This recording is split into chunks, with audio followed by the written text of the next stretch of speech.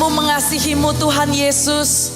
Dan segala yang baik datang daripadamu. Segala yang baik dalam hidup kami, semua itu dikaruniakan dari surga. Ku masuki gerbangnya dengan hati bersyukur, halamannya dengan puji. Kataku hari ini adalah harinya Tuhan. Ku bersorak, aku bergirang oleh karena Tuhan.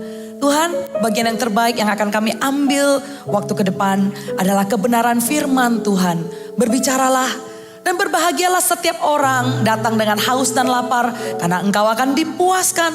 Berbahagialah orang datang mencari kebenaran karena pulang engkau akan dikenyangkan. Tuhan berbicaralah, Roh Kudus bekerjalah sebebas-bebasnya. Di dalam situasi kondisi jemaat yang berbeda-beda, kami tahu firman Tuhan akan membawa kelegaan, kelepasan, dan pengharapan. Kami pulang tidak akan sama lagi.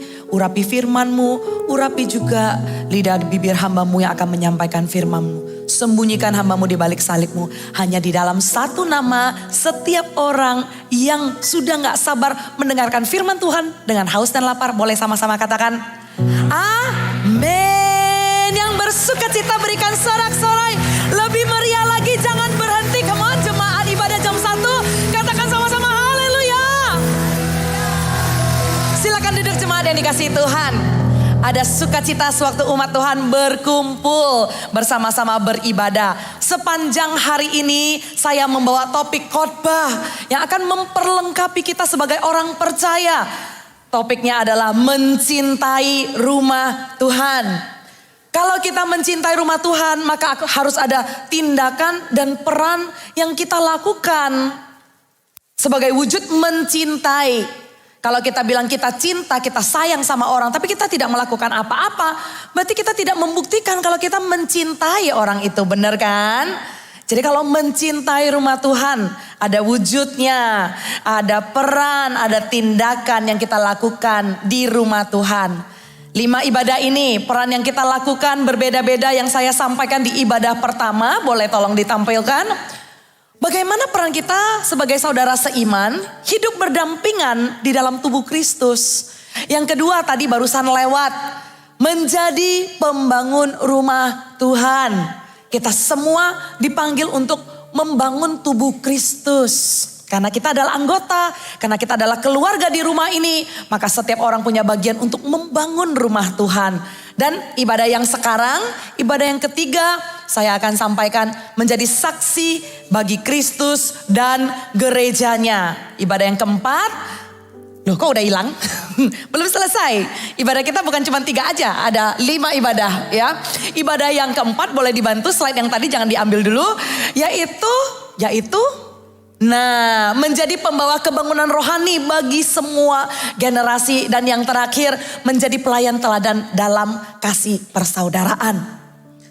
Gak lengkap kalau gak dengar semuanya Bapak Ibu. Karena sewaktu saya mempersiapkan ini, membagikan, saya semakin mengerti isi hati Tuhan. Kenapa harus mencintai rumah Tuhan. Rumah Tuhan itu gereja ya Bapak Ibu ya. Semakin muncul rasa cinta, bukan perasaan, tapi melalui kebenaran. Dan saya pegang itu baik-baik.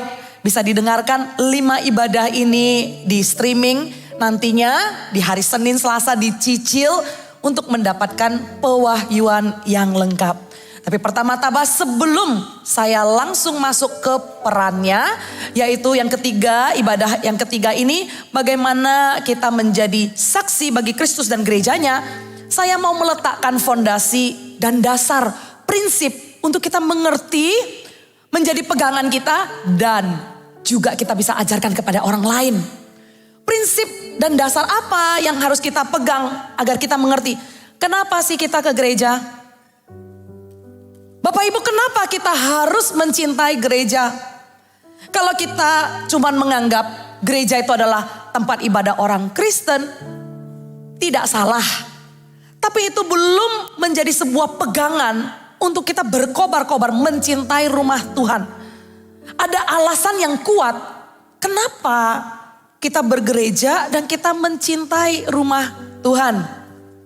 Ada 3 prinsip yang saya ingin sampaikan, kemudian saya akan masuk peran kita sebagai orang percaya di dalam mencintai rumah Tuhan.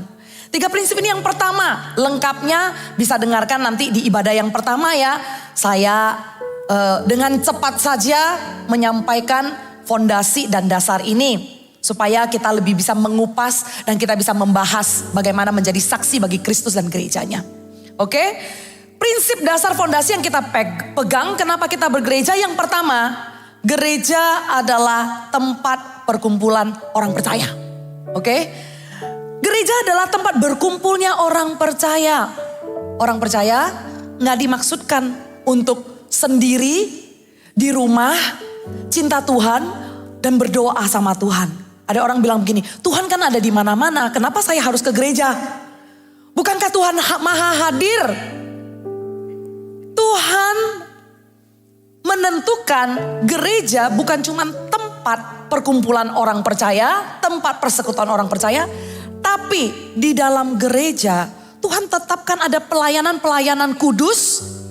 Pelayanan-pelayanan yang Tuhan tetapkan yaitu nabi-nabi, gembala-gembala, pemberita Injil dan rasul-rasul ada di dalam gereja. Dan itu ditentukan oleh Tuhan untuk memimpin gereja. Jadi kalau orang percaya berkumpul di rumah, di kantor, bukan berarti setiap orang percaya berkumpul itu sudah jadi gereja. Enggak. Tapi gereja adalah tempat berkumpul khusus di mana hati Tuhan ada di sana. Orang percaya berkumpul dan dibangun atas pelayanan-pelayanan orang kudus yang sudah ditetapkan oleh Tuhan untuk membangun tubuh Kristus. Kita lihat sama-sama ayatnya. 1 Yohanes pasal 1 ayat yang ke-7. 1 Yohanes pasal 1 ayat yang ke-7. Tetapi jika kita hidup di dalam terang sama seperti Dia ada di dalam terang, maka kita beroleh persekutuan seorang dengan yang lain. Darah Yesus anaknya itu menyucikan kita daripada dosa. Katakan beroleh persekutuan. Sama-sama kita katakan beroleh ke persekutuan. Kalau kita orang percaya udah hidup dalam terang, maka kita beroleh persekutuan satu dengan yang lain. Ada satu kali seorang revivalist bernama Dwight L. Moody. Dia sedang mengadakan fellowship dengan orang-orang di satu ruangan di musim dingin. Dan di ruangan itu ada perapian. Ya, perapian dengan arang-arang yang menyala-nyala. Oke, ada api yang dibakar dengan arang dan menyala-nyala. Dan ada satu bapak bertanya, Mister, kalau saya adalah orang percaya yang cinta Tuhan, apakah saya harus ke gereja? Ya, kemudian revivalist itu tidak menjawab dan tidak menjelaskan pertanyaan itu, tapi dia melakukan satu hal. Apa yang dia lakukan? Dia ambil jepit untuk menjepit arang dari kumpulan arang lainnya. Dia jepit satu, kemudian dia keluarkan arang itu, dia taruh. Dan dia masih belum menjelaskan. Semua orang hanya melihat arang yang dikeluarkan dari perapian itu. Arang yang tadinya di dalam perapian berkumpul bersama arang-arang yang lainnya, membakar dengan api yang menyala-nyala. Tapi satu dikeluarkan, mereka cuman melihat arang itu dari yang warnanya merah. Merahnya mulai padam dan kita tahu kan, suatu arang itu tidak saling membakar dengan arang-arang yang lain. Lama-lama arang itu padam. Dan setelah arang itu padam, orang yang bertanya itu langsung mengerti dan mendapat jawabannya tanpa harus dijelaskan. Dia mengerti kalau orang percaya hanya sendiri dan tidak berkumpul dengan orang seiman lainnya, api gak bisa menyala-nyala. Api kita lama-lama padam kalau kita menjauhi persekutuan ibadah, kita menjauhi persekutuan orang percaya.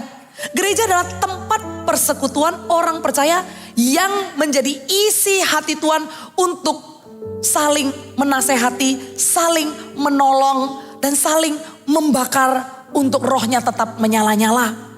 Dan Tuhan bilang sama Petrus begini di kitab Matius, namamu adalah Petrus dan di atas batu karang ini aku akan membangun jemaatku dan alam maut tidak akan menguasainya. Itulah kata Tuhan Yesus kepada Petrus. Satu kata-kata yang begitu powerful dan kata-kata ini mengandung nubuatan. Karena waktu itu namanya masih Simon. Belum jadi rasul.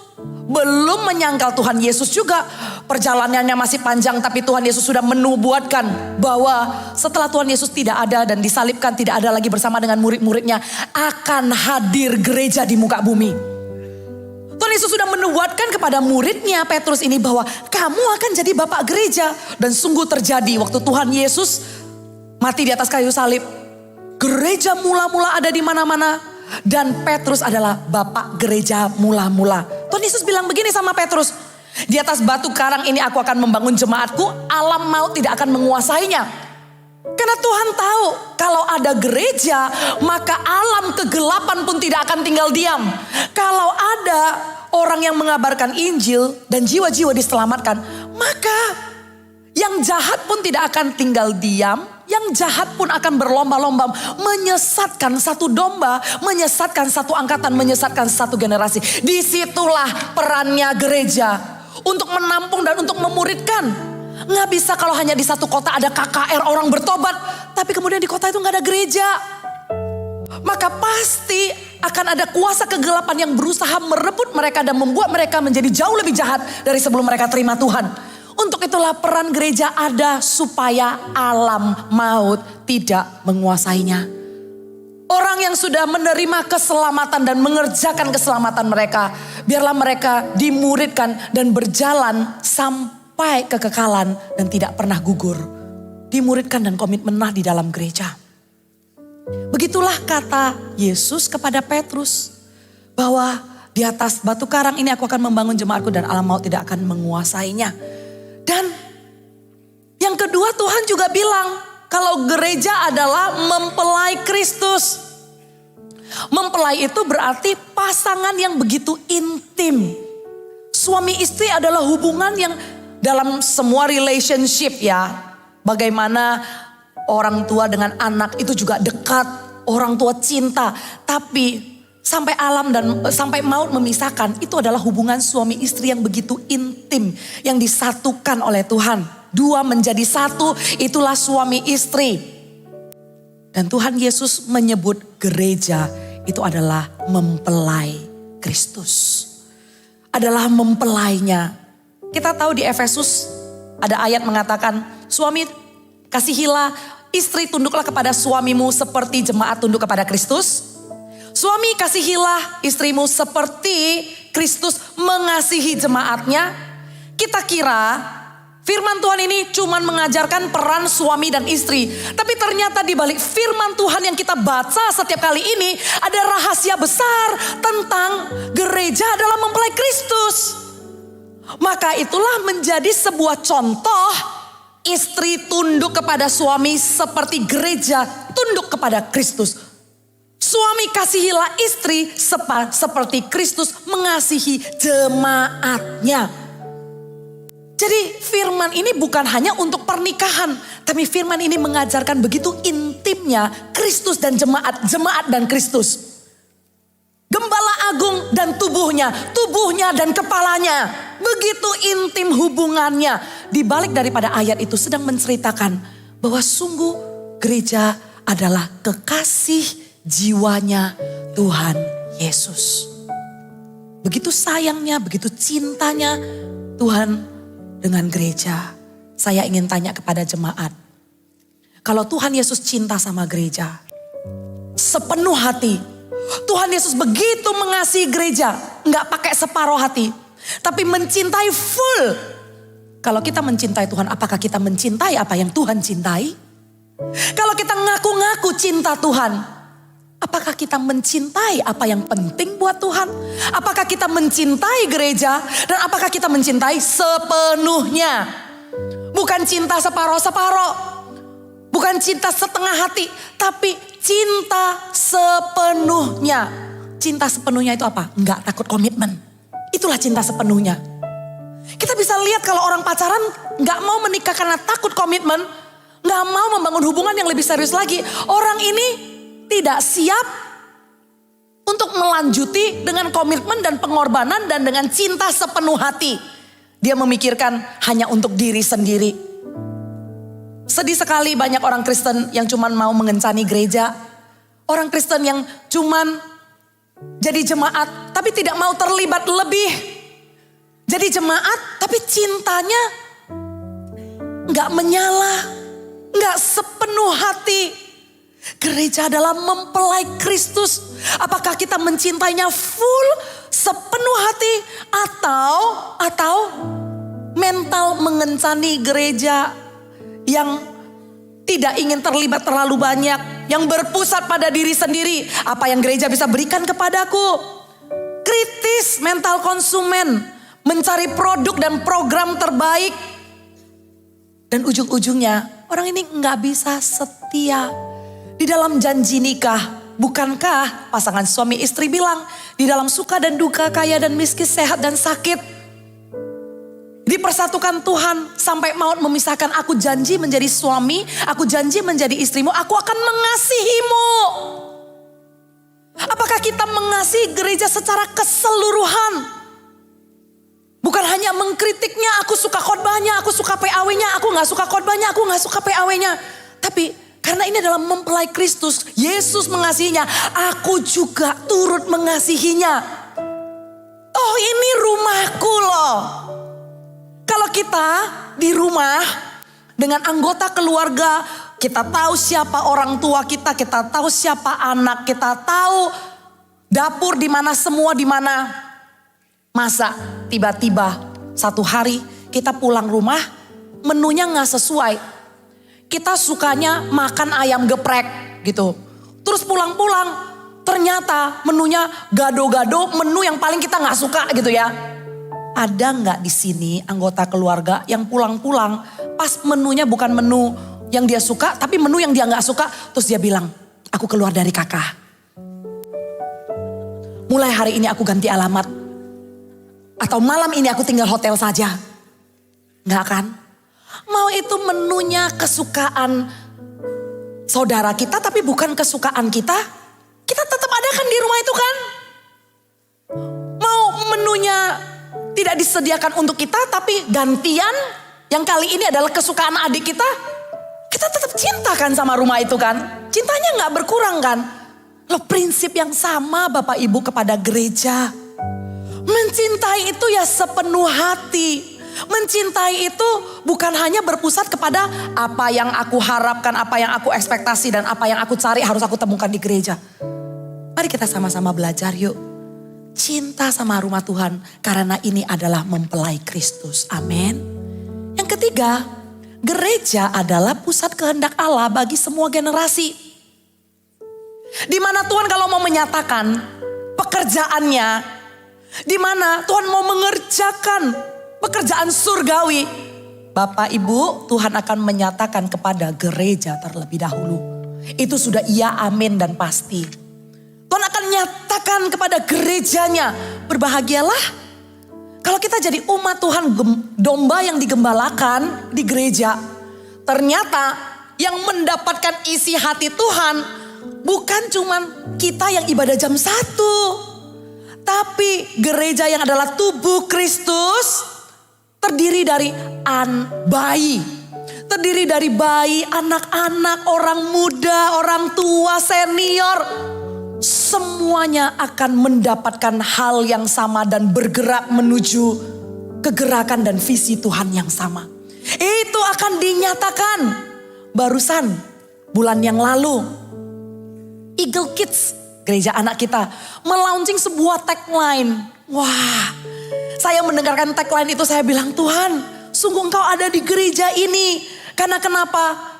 Bagi Anda yang tahu, tahun 2019 waktu kita di X Conference, kita menerima visi dari Tuhan. Untuk 2030, 300, kita hadir 300 gereja lokal di kota-kota. Misi ini kita jalanin dengan sungguh-sungguh karena kita rindu melihat setiap generasi di kota manapun dimuridkan. Bersama-sama kita ajak orang Kristen untuk melakukan amanat agung. Dan sewaktu itu di launching 2019, anak muda, anak kecil itu di launchingnya itu ya seolah-olah kayak wah GMS kita akan sama-sama 2030-300. Kemudian ada gembala-gembala ya dari kota yang berbeda-beda. Mereka mengimani akan ada di kota ini, di kota ini. Saudara saya yang sebagai gembala Army of God, gembala anak muda, saya tanya sama Tuhan. Saya ada satu kegelisahan ilahi. Saya bilang, Tuhan, saya melihat gembala-gembala itu mengadopsi banyak kota. Mengadopsi Sangatta, mengadopsi Kalimantan di kota-kota yang saya bahkan gak tahu ada kota yang namanya Batu Licin. Di situ banyak batu yang dipakai Daud kali ya. Banyak sekali kota-kota yang saya gak pernah dengar. Kemudian saya gelisah banget, saya gak terima. Saya bilang, Tuhan, bagianku apa Tuhan? Aku ada di Army of God di sini. Ya kita ada di timur, kita ada di selatan. Tapi saya mendengarkan anak muda yang kembali ke kotanya. Kemudian sekali mereka itu anak muda dan menangkap visi. Mereka mau pulang ke kotanya, mau pulang ke kampung halamannya. Mereka mau pergi ke sekolah kemanapun. Bapak Ibu tahu ujung-ujungnya mereka akan mengerjakan visi dan mereka akan membangun gereja. Berikan kemuliaan untuk Tuhan. Barusan saya dari kampung halaman saya. Dan saya diceritakan oleh gembala yang baru merintis di Pematang Siantar. Dan dia cerita tentang satu kota lagi, namanya kota Sibolga ya. Kota Sibolga yang sedang dirintis. Terus ceritalah tentang satu pasangan yang menjadi contact person di sana ya. Menjadi orang yang memimpin di sana gitu loh. Saya tanya, orang ini tuh kok bisa di Sibolga gitu ya. Sibolga satu kota kecil gitu yang ada di Tapanuli di Sumatera Utara sana gitu. Wah, pemandangannya indah, pantainya indah ya. Terus dia bilang begini, Kak Meg tahu nggak? Yang jadi PIC di Sibolga itu dulu anak pemasa itu apa sih? Anak kelompok sel anak muda yang dulunya tuh dia di Surabaya dan dia beribadah di ibadah anak muda. Udah berapa tahun, puluhan tahun lewat ya, ketangkap dan dia mengerjakan kehendak Allah di gereja Mawar Sharon, di GMS, mengerjakan 2030-300. Dan dia menjadi PIC di Sibolga. Dia datang, dia beribadah di CG Super Conference bulan 9 kemarin. Dia datang, waktu datang ketemulah. Waktu conference itu kan datang dari berbagai kota ya. Mereka berkumpul, dia ketemu temennya. Dia bilang, oh kamu kok bisa di sini gitu loh. Wah aku jadi PIC Sibolga. Ternyata teman yang udah lama gak kontak. Yang dulunya sama-sama anak muda beribadah di gereja anak mudanya GMS. Ketemu temannya bilang, loh saya sekarang merintis di Sumatera juga. Di kota mana saya lupa namanya ya. Anak muda yang terpisah oleh jarak. Mereka pulang ke kampung halaman masing-masing. Sampai hari ini juga anak muda kita yang pergi ke Jepang, yang pergi ke Korea, yang ada di Taiwan. Sampai hari ini mereka masih mengerjakan misi bersama-sama dengan kita. Haleluya. Kehendak Tuhan dinyatakan di seluruh generasi, di semua generasi di gereja. Bapak Ibu saya membawa satu tayangan yang saya ingin tunjukkan generasi anak muda. Bagaimana mereka berapi-api, mereka bertumbuh, mereka komitmen, mereka memberikan hidupnya melayani di rumah Tuhan. Tayangan Army of God yang sebentar lagi saya akan tampilkan. Tapi memberikan sebuah preview supaya bisa mengikutinya. Di tayangan tersebut ada ibadah Army of God di barat, di timur, di selatan. Ada pelayanan mereka. Suatu mereka berdoa seolah-olah menggedor pintu surga. Mereka menginginkan kebangunan rohani. Dan waktu mereka meminta, mereka bukan meminta untuk conference. Mereka bukan meminta untuk dirinya mereka sendiri. Tapi mereka tahu waktu mereka berdoa, syaka bakarandaya warabura barabara.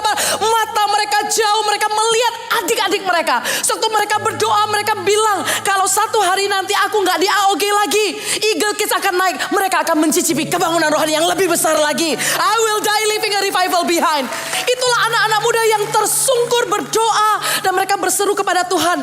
Bukan karena mereka ingin di Army of God. Atau di ibadah mereka sekarang. Atau di event mereka sekarang. Mengalami sesuatu. Tapi mereka melihat jauh ke depan.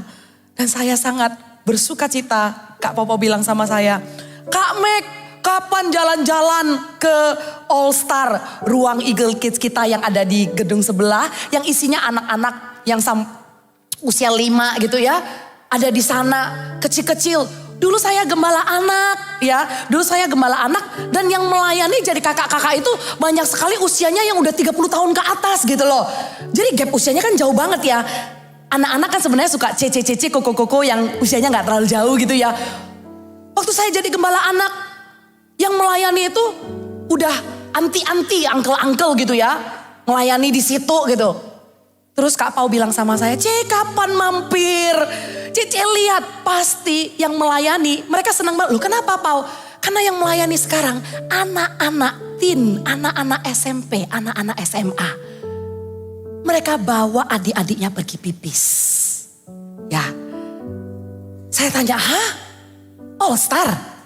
Mereka bukan pelayanan di Voltage. Bedanya apa? All Star itu yang umur 5 ya. Voltage itu yang kelas 4 sampai 6 SD kan lebih gampang ya. Yang usia kecil-kecil itu loh. Kadang beresin loh kalau ngompol. Yang beresin anak teenager loh. Itulah anak muda di gereja kita. Kalau mereka melayani, mereka gak pilih-pilih. Mereka sayang sama adik-adiknya. Saya ingat ada satu kali saya berkhotbah ya. Saya bilang begini. AOG, kalau kalian melayani jangan sampai sudah gak ada pelayanan lain kalian ke Eagle Kids. Justru kalau kalian tuh sudah matang, sudah dewasa, yang terbaik kalian pergi ke Eagle Kids. Karena adik-adik butuh yang terbaik. Terus minggu kemudian Kak Pau bilang, "C, ada nggak anak AOG yang bisa tolong anterin anak-anak Eagle Kids ke toilet?" Ya, jadi pelayanan mengantar anak-anak ke toilet. Karena waktu itu lokasinya dan toilet lumayan ya. Kita care banget sama anak-anak, kita jaga ke toilet aja dianterin loh. Terus saya bilang sama anak-anak AOG, "Ayo pelayanan antarin anak-anak ke toilet gitu ya." Mereka ya udah, mereka datang. Tapi waktu mereka datang mencucu. Mau pelayanan gitu loh, disuruh Kak Mek gitu. Ini cucu ya terpaksa atau gimana gitu ya, ya udah mereka datang. Tapi minggu depan ya nggak disuruh datang lagi. Terus kakak nanya, "Lu kenapa kamu datang lagi?" "Ya suka." Akhirnya mereka nyantor, mereka pelayanan terus. Mereka nggak memikirkan hanya generasinya, tapi mereka memikirkan generasi-generasi berikutnya. Di tayangan nanti juga lihat ya, waktu baptisan. Aduh, mereka tuh kalau baptisan tuh nggak santai. Bagi mereka baptisan itu bukan pelayanan yang ya udah pokoknya udah di briefing kan gini. Bagi mereka kalau ada temennya dibaptis, mereka tuh teriak nyanyi itu dari parkiran lantai berapa di timur, nanti ada tayangannya, sampai di parkiran di PCM itu kedengaran suara anak-anak tuh bersorak-sorai dan nyanyi-nyanyi. Dan mereka itu doain temannya. Prinsipnya begini. Temanku kalau baptis sebelum masuk ke kolam baptisan, saya gak tahu gimana caranya. Saya tumpangin tangan saya doa. Wah, mereka ngotot pokoknya temanku itu harus kepenuhan Roh Kudus dulu sebelum masuk ke kolam baptisan. Hati mereka tuh begitu berapi-api dan haus dan lapar melayani Tuhan, mengasihi sesamanya. Dan mereka bukan cuman di gereja melayani, tapi mereka melayani di Promised Land. Promised Land mereka itu apa? Sekolah dan kampus. Nanti di tayangan kita bisa sama-sama saksikan. Saya nggak tunggu lagi, silakan yang satu ini.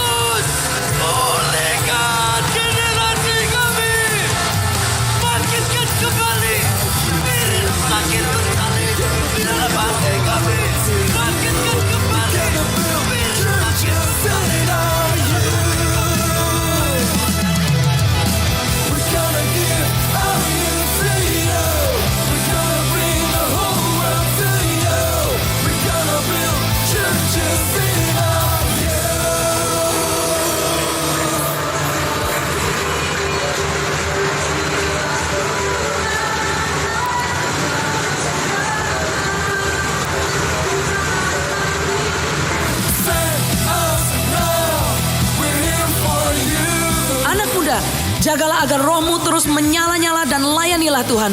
Jangan sampai apimu padam. Tuhan nyata di hidupmu, kamu tidak hanya membawa kebangunan rohani untuk generasimu, tapi melihat kebangunan rohani berlanjut dan menjadi semakin besar untuk generasi mendatang. We will die leaving a revival behind.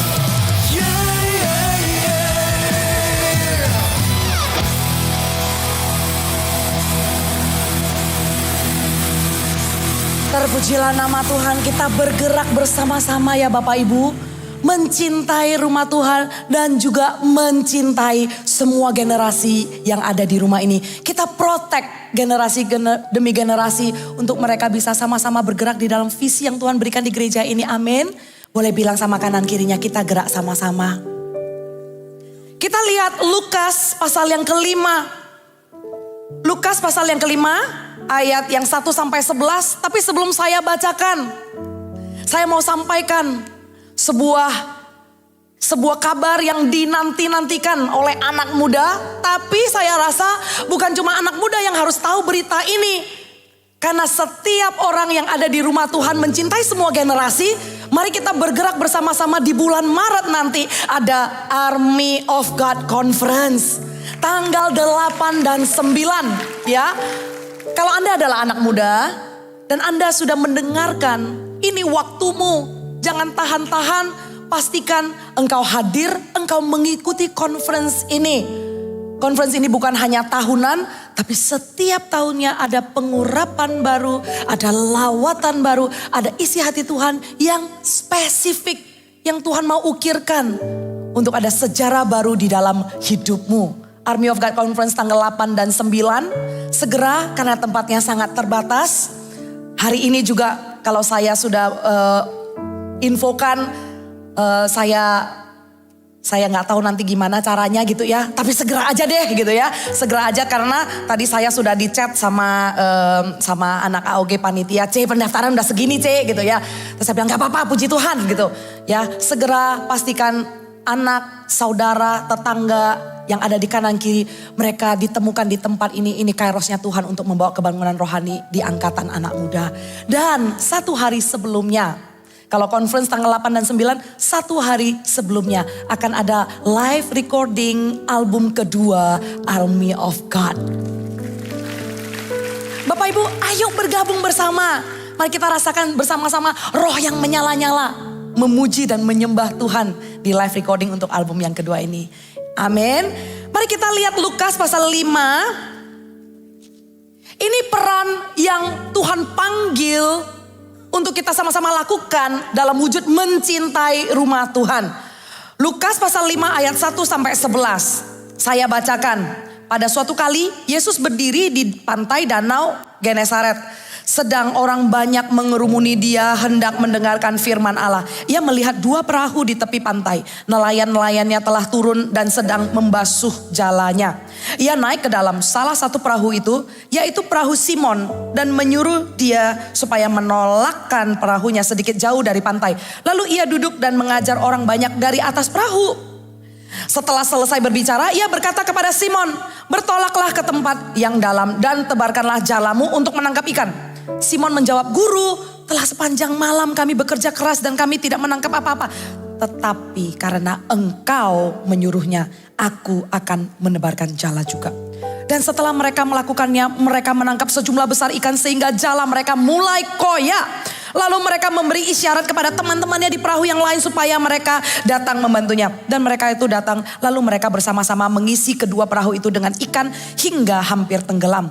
Ketika Simon Petrus melihat hal itu, ia pun tersungkur di depan Yesus dan berkata, "Tuhan, pergilah daripadaku karena aku ini seorang berdosa." Sebab ia dan semua orang yang bersama-sama dengan dia takjub oleh karena banyaknya ikan yang mereka tangkap. Demikian juga Yakobus dan Yohanes, anak-anak Zebedeus yang menjadi teman Simon. Kata Yesus kepada Simon, "Jangan takut. Mulai sekarang engkau akan menjadi penjala manusia." Mulai sekarang engkau akan menjala manusia.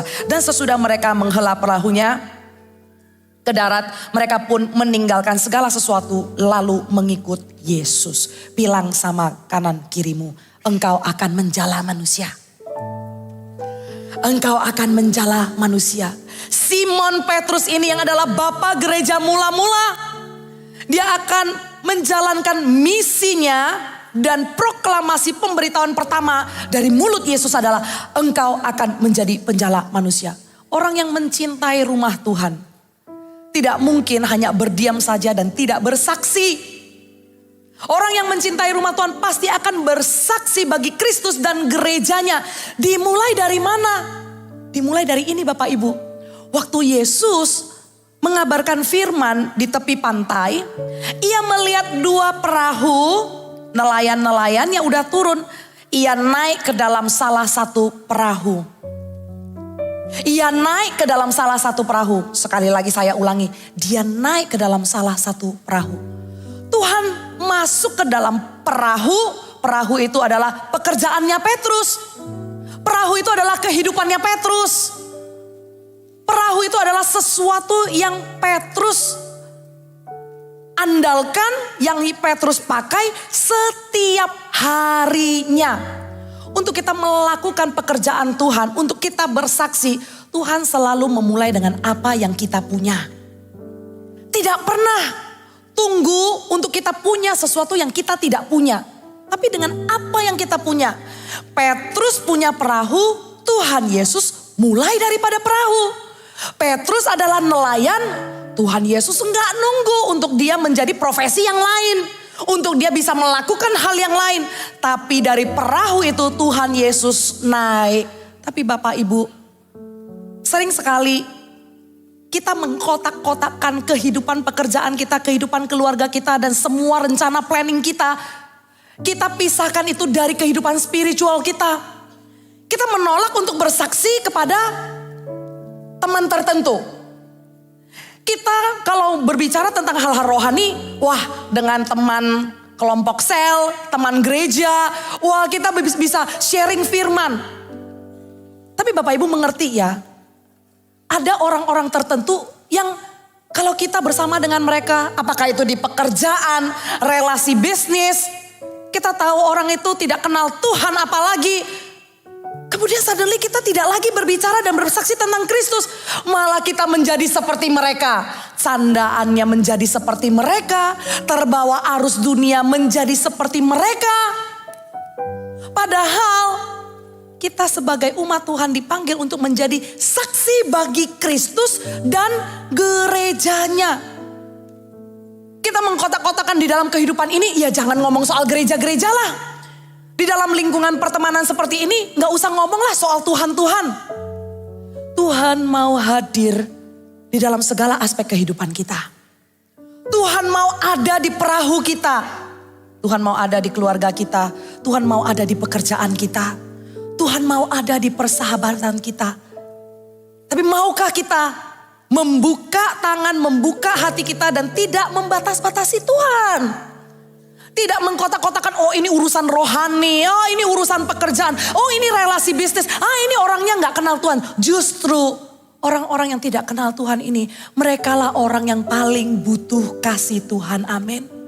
Justru anak muda kalau di sekolah, Anda itu kerja kelompok dengan orang yang paling kritis, paling nakal, paling berontak, paling mengkamiri satu isi kelompok yang harusnya kerja kelompoknya baik-baik. Tapi gara-gara satu orang ini ya, kerja kelompoknya jadi kacau balau. Jangan jauhi orang itu. Tuhan aja cari kok satu orang yang kerasukan dan nyebrang danau demi satu orang yang butuh kasih Kristus. Kalau ada orang yang sangat menjengkelkan dalam kehidupan kita, jangan jauhi orang itu. Justru orang itu butuh pakaian, justru orang itu butuh firman, justru orang itu butuh kasih Kristus. Datangnya dari mana Bapak Ibu? Dari orang percaya. Jangan jauhi, tapi justru lihatlah sebuah kekosongan yang mereka gak bisa temukan dimanapun, cuman bisa ditemukan dari berita kabar baik, yaitu Injil keselamatan. Kita tidak perlu pintar berkhotbah. Ada satu anak muda kemarin di ibadah AOG bersaksi. Ya, dia bersaksi seperti yang tadi saya bilang, kerja kelompoknya ada satu anak tuh nakal banget gitu loh. Dan orangnya ini bisa mempengaruhi satu kelompok jadi gak mau mengerjakan tugas. Akhirnya anak AOG ini bingung ya, gimana ya caranya ya. Akhirnya dia mendekati, dia gak menjauhi anak itu. Dia mendekati dan dia cuma tanya, gimana kehidupanmu dengan keluargamu? Pria yang gagah, yang seperti gangster, yang seolah-olah wah dia bisa perintah orang-orang. Tiba-tiba dia menangis dengan pertanyaan yang begitu simpel tapi tulus. Dari seseorang yang ingin bersaksi tentang Tuhan. Dari situ anak itu terbuka hatinya. Dia merasakan kasih Tuhan. Dan di dalam kerja kelompok itu akhirnya dia jadi pemimpin yang panggil temannya untuk harus ikut kerjakan. Woi sini. Teman-temannya dengerin dia. Tapi dulunya dia panggil W-nya itu untuk gak ngerjain tugas. Tapi setelah dia merasakan kasih Tuhan dari kesaksian anak Tuhan, dia sendiri pun berubah. Orang tuh butuh kasih Kristus. Dimulai dari kita gak perlu nunggu jadi pemimpin. Kita gak perlu menunggu untuk berkhotbah. Kita gak perlu nunggu sampai kita bisa hafal Alkitab. Tapi dari perahu kita. Seperti Tuhan Yesus naik ke perahu Petrus. Kemudian waktu Tuhan naik ke perahu Petrus. Tuhan bilang tebarkan jalamu. Tuhan bilang tebarkan jalamu. Tuhan tahu bahwa Petrus profesinya adalah nelayan. Tuhan memakai profesi kita untuk bersaksi. Anda tidak perlu jadi pendeta untuk bersaksi. Kalau Anda mencintai rumah Tuhan, Anda mencintai gereja yang adalah mempelai Kristus, maka Anda akan melakukan misi yang Tuhan Yesus lakukan. Yang tidak pernah berubah dari dulu sampai sekarang sampai selama-lamanya. Misi Tuhan Yesus datang ke muka bumi itu adalah mencari yang terhilang. Maka sampai selama-lamanya saya yakin gereja ini juga akan melakukan hal yang sama. Yang percaya berikan tepuk tangan untuk Tuhan. Kita akan lakukan hal yang sama. Melalui profesi kita. Petrus tebarkan jalannya kan. Nggak diminta Petrus untuk masakan untuk aku kari kambing, gulai kambing dan dengan lumpia kan enggak kan. Tapi tebarkanlah. Tuhan Yesus memulai dengan apa yang kita punya dan apa yang kita bisa. Mulailah bersaksi sekarang. Dengan apa yang kita bisa, dengan kebaikan Tuhan yang kita alami. Pasti banyak sekali alasan untuk kita bersaksi. Tidak menunggu jawaban doa dijawab dulu. Tapi banyak sekali alasan untuk kita menceritakan kebaikan Tuhan. Nah, Petrus reaksinya gimana waktu disuruh tebar jala? Dia bilang begini, Guru, telah sepanjang malam kami bekerja keras dan kami tidak menangkap apa-apa. Berhenti di sana dulu. Waktu Tuhan Yesus datang menghampiri Petrus, mereka itu lagi bersihkan jalannya mereka. Ya, mereka habis bekerja keras. Mereka habis bekerja keras. Saudara, untuk Tuhan pakai hidup kita, Tuhan gak cari orang yang nganggur. But God is looking for someone who is constantly on the move. Tuhan mencari orang yang aktif bergerak. Tuhan menemukan Musa waktu dia menjaga ternak mertuanya. Tuhan menghampiri manusia yang bekerja, bergerak, aktif. Gak tinggal diam aja pasif. Saul sedang menggembalakan, mencari. Saul sedang mencari keledai ayahnya. Daud sedang memelihara domba ayahnya. Amos sedang bertani di Tekoa. Matius sedang bekerja di meja pemungut cukai. Musa sedang menggembalakan ternak ayah mertuanya. Gideon sedang mengirik gandum. Yesus menemukan Matius di kantornya. Dan Paulus lagi di tengah jalan, lagi kerja. Walaupun kerjaannya menganiaya orang Kristen. Tuhan menghampiri orang yang mau bergerak. Tuhan memakai orang yang mau bergerak. Kalau kita bilang, kalau kita ngaku-ngakunya cinta rumah Tuhan. Tapi kita tidak bergerak. Kita perlu mempertanyakan cinta kita sekali lagi. Saudara, gereja itu seperti sungai. Bukan seperti danau. Apa perbedaannya sungai dan danau? Sungai itu ada aliran, ada arus, ada energi. Kalau orang masuk ke sungai dari titik ini, dia tidak akan keluar dari titik yang sama. Karena kenapa? Ada pergerakan di sungai, di mana dia harus ikuti pergerakan itu, di mana dia harus ke bawah arus itu. Tapi kalau danau, beda Bapak Ibu. Danau, kita masuk dari titik ini, kita akan keluar di titik yang sama. Karena danau itu tidak ada arus. Danau itu tidak ada kegerakan. Danau itu tenang-tenang begitu saja. Bapak Ibu, gereja itu bukan danau. Tapi gereja itu sudah ada kegerakannya. Sejak hati Allah Bapa merancangkan keselamatan umat manusia. Memberikan anaknya yang tunggal.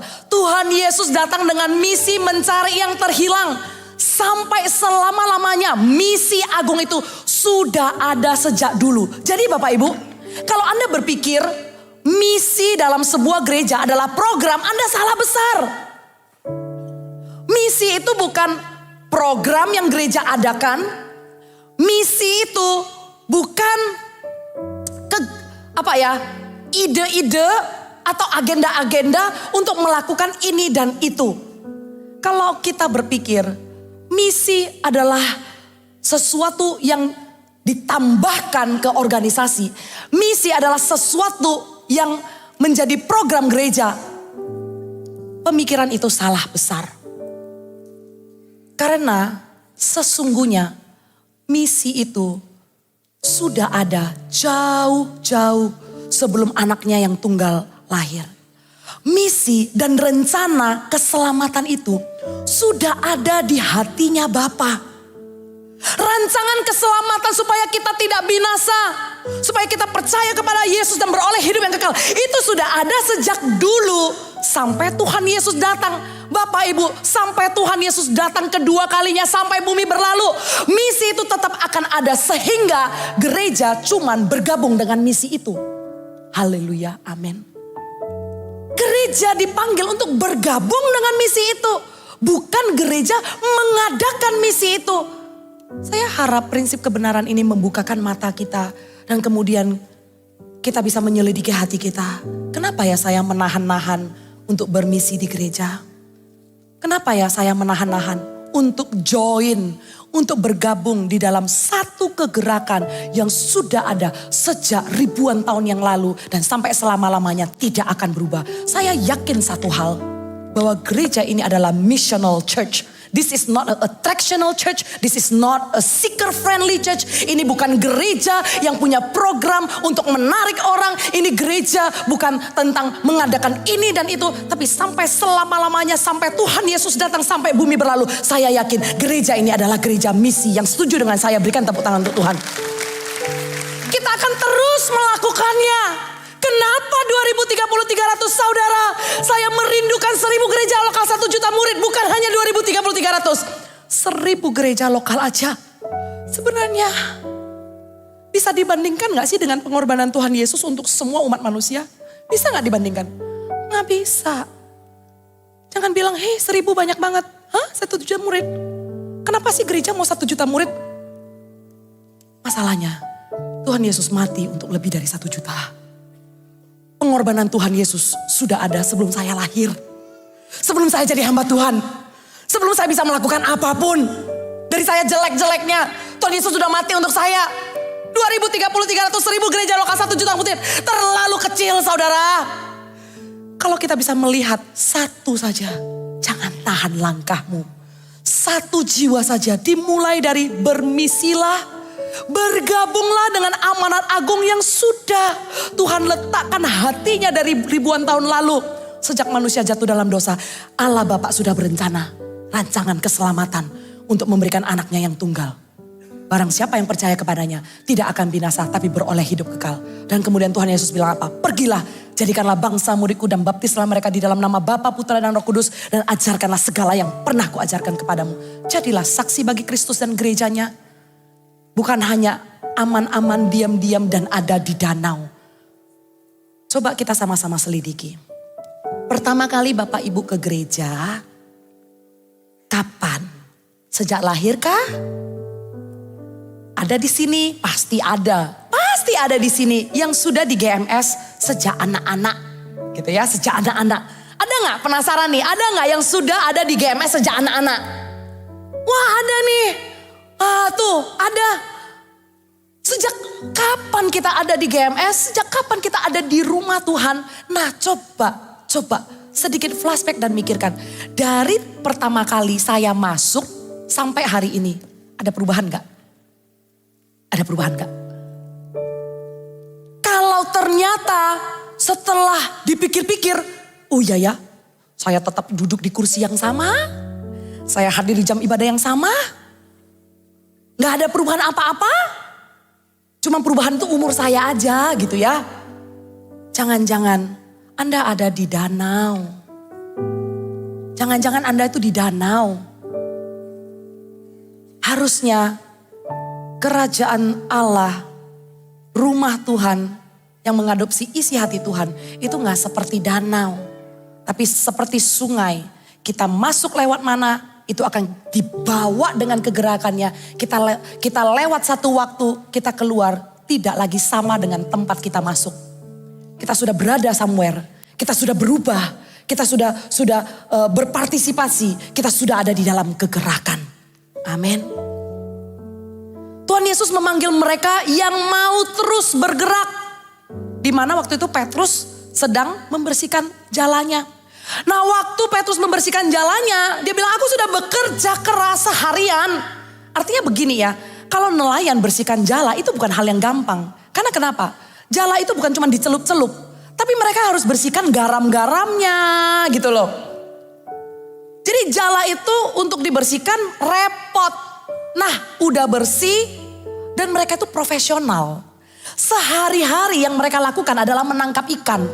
Tiba-tiba datang seorang pria yang namanya Yesus. Kan mereka baru pertama kali ketemu kan? Orang ini juga belum dikenal di kalangan nelayan. Petrus pasti kalau nelayan di danau itu tahu lah ya, nelayan ini nelayan itu gitu loh. Orang ini gak pernah kelihatan, tiba-tiba dia datang. Kita lebih tahu, kita lebih profesional. Tiba-tiba orang ini suruh saya menebarkan jala. Repot banget. Saya udah bersihin jala. Kalau saya lempar dan gak dapat ikan lagi, berarti saya harus bersihin lagi. Dan saya udah coba kemarin semalam-malaman gak dapat ikan. Kalau nelayan profesional itu nangkap ikan tuh malam. Waktu siang-siang seperti ini, wah mau dihitung-hitung dari rumusan manapun, ide ini bukan ide baik. Buat mereka ini ide buruk. Tapi apa yang Petrus lakukan? Petrus memilih untuk taat. Dia dorong perahunya, dia lemparkan jalannya. Bapak Ibu, Tuhan memakai orang yang taat. Walaupun Petrus ini adalah nelayan profesional, dia tahu apa yang dia lakukan. Dia tahu ikan adanya kapan. Tapi di ayat yang mereka jawab begini. Guru, telah sepanjang malam kami bekerja keras dan kami tidak menangkap apa-apa. Tetapi karena engkau yang menyuruhnya, aku akan menebarkan jala. Karena engkau yang menyuruhnya, Bapak Ibu, karena Tuhan yang menyuruhnya dan Tuhan sudah berfirman, pergilah jadikanlah bangsa muridku. Karena Tuhan yang sudah bersuara, maukah kita meresponinya tanpa menunda-nunda? Maukah kita mengatakan, karena Tuhan yang menyuruhnya, aku akan bersaksi bagi Kristus dan gerejanya. Karena Tuhan yang menyuruhnya, aku akan cari satu jiwa yang terhilang itu. Karena Tuhan yang mengasihinya, aku akan melanjutkan pekerjaan baik yang Tuhan Yesus sudah lakukan. Bela-belain cari satu orang kerasukan. Bela-belain ketemu wanita Sarah Maria. Bela-belain capek gak istirahat memberi makan 5.000 orang. Tuhan Yesus sudah melakukannya. Maukah kita juga bela-belain di dalam ketaatan? Bapak Ibu, kalau Anda mau melakukannya, cinta akan rumah Tuhan itu indah. Jangan suka curiga yang negatif. Kalau cinta akan rumah Tuhan, maka waktuku akan tersita, maka energiku akan tersita. Enggak. Cinta akan rumah Tuhan membuat kita mengambil bagian dan bergabung dengan Yesus melakukan pekerjaannya. Saudara, kalau Anda berpartner dengan orang hebat, Anda akan bebas dari banyak kerepotannya. Tapi ini di atas orang hebat. Ini adalah raja di atas segala raja. Dia adalah Tuhan juru selamat kita. Kalau kita berpartner dengan Tuhan Yesus, mencintai rumahnya dan bersama-sama dengan dia melakukan amanat agung, misinya menjadi saksi bagi Kristus dan gerejanya. Bukan cuma berjemaat, tapi melihat rumah ini, melihat gereja ini bagaimana untuk bisa memuridkan, bagaimana untuk bisa mengasihi lebih banyak jiwa lagi. Itu bukan bebannya Pastor Yohanes, bukan bebannya pendeta, tapi itu adalah panggilan orang percaya.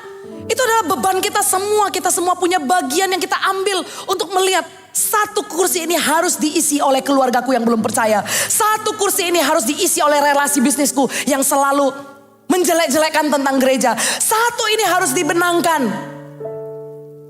Karena isi hati Tuhan ada di gereja.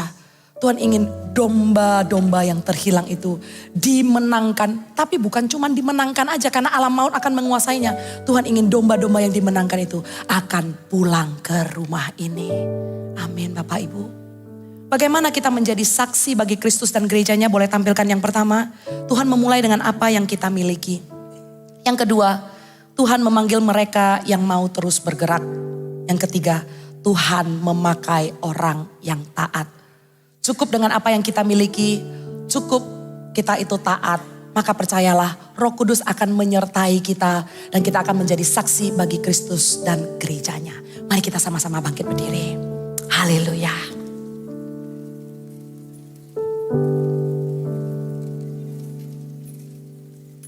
Tuhan berbicara kepada jemaat di siang hari ini karena saya tahu setiap firman yang dipersiapkan pastinya sudah Tuhan rencanakan jatuh kepada tanah hati yang baik. Kalau firman ini diberitakan di jam 1 berarti banyak sekali penjala-penjala manusia yang akan Tuhan pakai untuk menjala orang-orang terhilang di luar sana. Dimulai dari mana? Dimulai dari perahu kita dulu. Kita nggak usah jauh-jauh, aku mau menangkan Afrika. Nggak perlu. Tapi dimulai dari perahu kita dulu. Dimulai dari lingkaran terdekat. Apakah ada di lingkaran pertama kita orang yang belum kenal Tuhan? Yang belum mencicipi kasih Kristus? Kalau sudah, di lingkaran kedua kita. Dari keluarga inti, extend ke keluarga berikutnya. Tante, om, ipar. Di lingkaran berikutnya, orang-orang yang bekerja, relasi-relasi yang kita kenal. Minta. Biar ada belas kasihan Bapa untuk kita adopsi sebagai wujud kita mencintai rumah ini. Petrus waktu mendengar Yesus bilang begini, mulai hari ini engkau akan menjala manusia. Pada saat itu ikannya yang begitu banyak sebagai sebuah tanda mujizat sampai perahunya hampir tenggelam. Dia tinggalkan semua itu dan dia bergabung bersama dengan Tuhan Yesus. Bermisi dan mengabarkan berita keselamatan sampai kepada akhir hidupnya. Dia menceritakan tentang Tuhan Yesus. Dia mulai bersaksi. Ternyata waktu kita bergabung dengan apa yang Tuhan Yesus mau kerjakan. Dan waktu kita bergabung, ada hati yang begitu penuh. Sehingga apa yang ditawarkan dunia ini, yang membuat kita selama ini salah fokus, yang membuat kita selama ini, apa sih yang mengikat kita sampai kita nggak bisa bersaksi? Apakah itu kekhawatiran kita tentang pekerjaan kita? Apakah kekhawatiran tentang keluarga, anak dan lain-lain semuanya? Tapi sewaktu Petrus bergabung dengan Tuhan Yesus, dia tinggalkan mau ikannya penuh sampai perahu tenggelam pun itu tidak menarik lagi. Saya percaya apa yang engkau anggap penting, tapi kalau itu adalah duniawi, itu tidak akan membuat Anda penuh, tidak akan membuat Anda berkelimpahan. Tapi mengambil bagian di dalam visi kerajaan surga, mengerjakan apa yang Tuhan ingin kita kerjakan, itu akan membuat kita penuh. Dan Tuhan itu Tuhan yang setia. Sewaktu kita penuh dan melimpah, kita akan menjadi berkat buat banyak orang. Bukankah itu hidup yang begitu meaningful dibandingkan kita itu hidup hanya punya berkat-berkat untuk diri sendiri. Tapi hidup yang paling meaningful adalah, yang paling berarti adalah kita menjadi berkat buat orang banyak. Menjadi saksi bagi Kristus dan gerejanya. Mari kita siapkan hati. Mari kita sembah Tuhan sama-sama. Dialah penulis hidup kita. Dan dia memanggil setiap kita. Kisah hidupku disalib bagi dosaku. Pengorbananmu menyelamatkanku.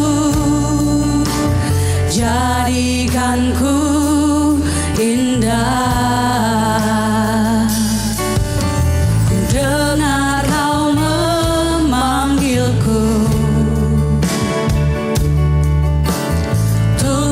Jadi alatmu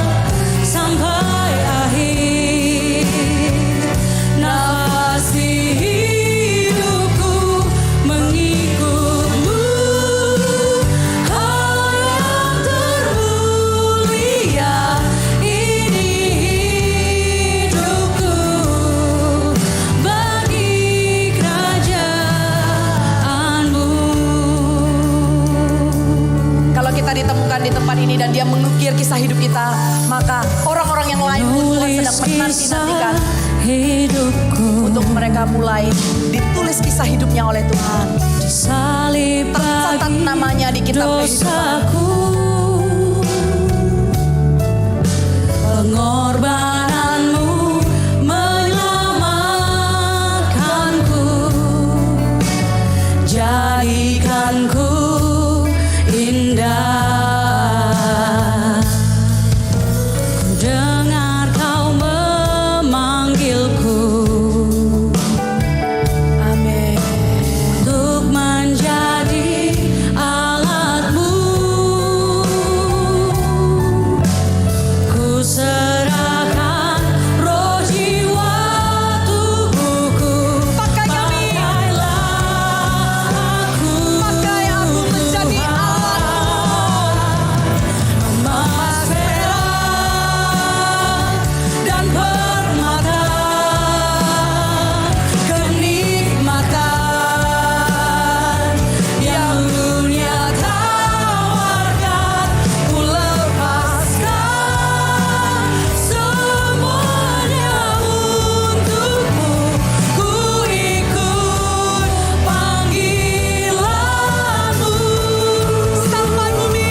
sampai bumi habis lenyap, sampai akhir nafas di hidupku mengikutmu. Hal yang termulia ini hidupku bagi kerajaan. Saya ingin ajak jemaat untuk mendoakan orang-orang yang ada di perahumu. Apakah itu lingkaran pertama, keluargamu yang belum kenal Tuhan. Kalau keluarga sudah kenal Tuhan, puji Tuhan. Lingkaran kedua, saudara-saudara. Kalau sudah, doakan. Pasti ada orang yang Tuhan taruh di hati kita untuk kita doakan, untuk kita syafaat, untuk kita tangisi. Untuk air mata kita naikkan dan kita curahkan di hadapan Tuhan. Untuk minta agar orang itu pulang. Untuk minta agar orang itu datang ke rumah Tuhan. Bisa jadi orang itu sudah Kristen tapi gak mau ke gereja. Apakah itu anak Anda yang hilang dan tidak mau ke gereja? Dulu waktu kecil ikut papa mama datang ke gereja, tapi udah gede udah gak ke gereja lagi. Percayalah, sewaktu Anda berdoa, Anda menaburkan air mata, Anda akan menuai dengan sorak-sorai. Pasti ada satu nama yang Tuhan taruh di dalam hidupmu. Mari kita ikutin arus itu. Mari kita ikut misi kerajaan surga yang sudah ada dari ribuan tahun yang lalu. Kita cuma perlu bergabung saja. Bagaimana cara kita bergabung? Kita akan bersyafaat bersama-sama. Siapa yang Tuhan taruh di dalam pikiranmu, doakan orang itu. Saya percaya semua orang pasti ada satu jiwa, ada satu orang yang Tuhan taruh di dalam hatimu. Dalam hitungan ketiga, mari kita sama-sama doakan. Percayalah, satu orang diselamatkan, seisi keluargamu akan diselamatkan. Bukan cuma diselamatkan, tapi mereka akan bersama-sama bergabung di dalam visi mengerjakannya. Di gereja ini, semua generasi akan menerima kehendak Tuhan. Are you ready? Jangan tahan-tahan, karena ini waktunya. Arus kerajaan surga akan bergerak di tempat ini seperti tornado. Waktu doa ini dinaikkan, Anda akan dibawa arus kerajaan surga di dalam doa korporat. Percayalah, keselamatan akan datang di keluargamu, keselamatan akan datang di pekerjaanmu, keselamatan akan datang di relasi-relasi orang yang kau doakan selama ini. Are you ready, Bapak Ibu? Dalam hitungan ketiga, jangan tahan-tahan. 1, 2, 3. Hori bakaradaya, shiki bakaradaya, warab